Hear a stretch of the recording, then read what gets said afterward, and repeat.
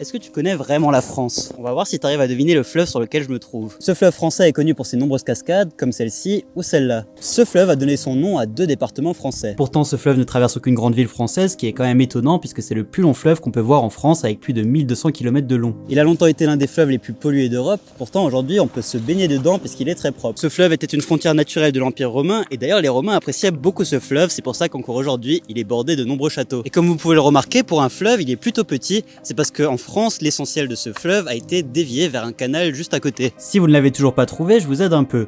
Des grands fleuves en France, il y en a 7. La Dour, la Garonne, la Loire, la Meuse, la Seine, le Rhin et le Rhône. Et pour qu'un fleuve soit un fleuve, il faut qu'il se jette dans une mer ou un océan. Si je continuais sur celui-ci avec mon canoë, je me retrouverais dans la mer du Nord. Bon, vous l'avez deviné, je vous parlais du Rhin qui longe la France sur 188 km et est une frontière naturelle avec l'Allemagne. Je te fais visiter les 4 coins de la France, alors pour en apprendre plus sur notre beau pays, n'oublie pas de t'abonner.